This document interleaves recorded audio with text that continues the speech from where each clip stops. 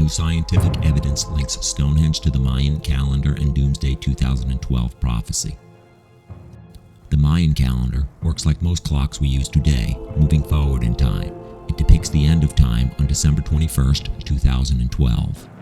Stonehenge is also a timer, but unlike the Mayan calendar, it works in the opposite direction, like an egg timer. You will soon see how these two timepieces built on opposite sides of the planet coincide and terminate at an exact point in time, depicting the end.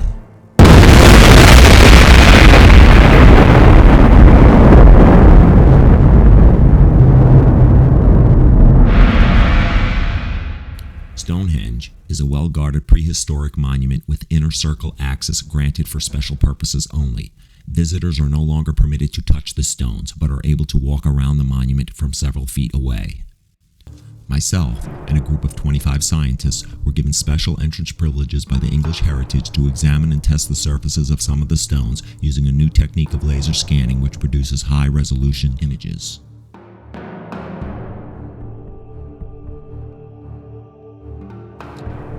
There are many visible carvings on the stones that can be clearly seen with the naked eye. Even embedded bullets from World War I riddle the exterior of some of the stones. Some of these carvings were made as recent as the late 1800s, and one in particular denotes the name of one of the founders of the Freemasons. Carvings of so-called axe heads and daggers are a common sight on the stones and date as far back as 2000 BC. Most archaeologists theorize these axe heads and daggers symbolize commemoration of the dead.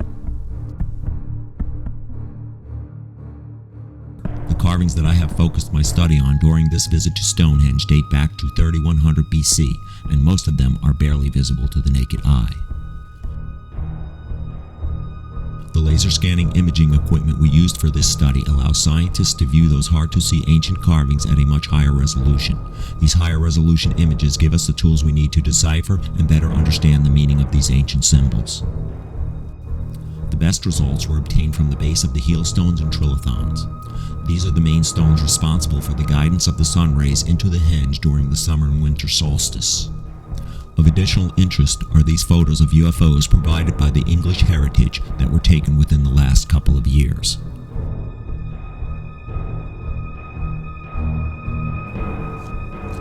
As this video circles the stones, several of the larger carvings and symbols will be highlighted with a red circle.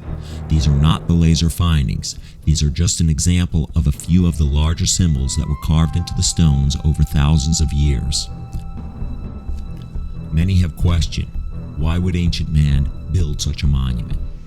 How did he build it without modern equipment? Or was he actually guided by an intelligence that's purpose was to leave a sign or future guide to man's existence? A warning, perhaps? Who knows?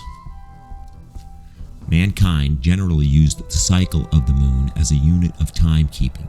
Every year on the first day of summer, the sun rises at a point that is further north than any other day of the year.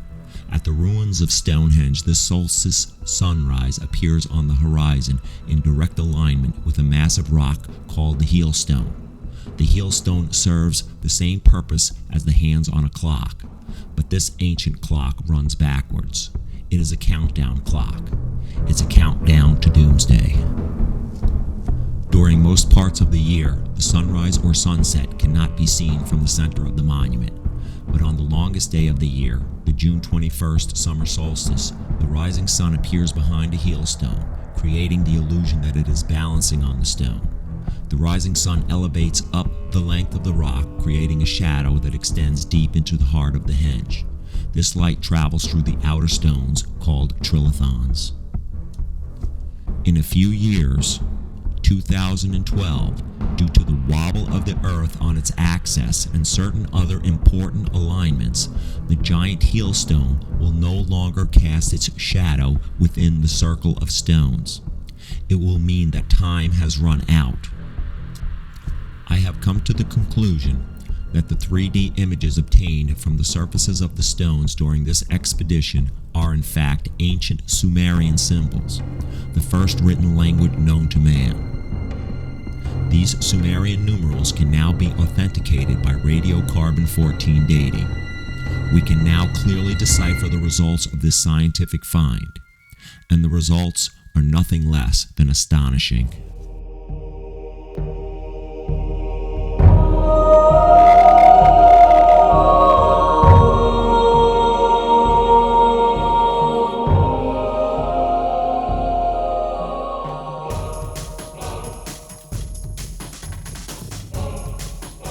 Presented here are the symbols found at the base of the heel and trilithon stones, as rendered by the 3D imaging process used to enhance the aged and worn-out carvings.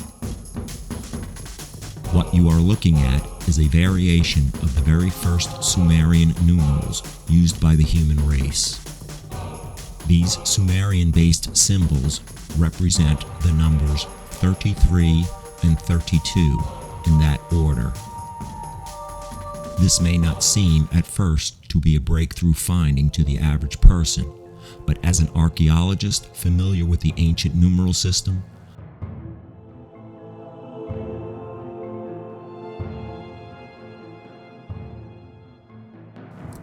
in layman's terms, that means 2012 represents the year of the end of the original use of Stonehenge as a timing device.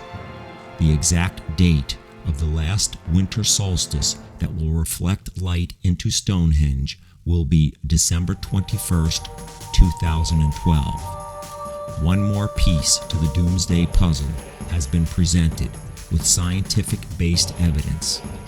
Whether the world is doomed to come to an end or not, I do not have the answer. But one thing is for certain: something is going to happen.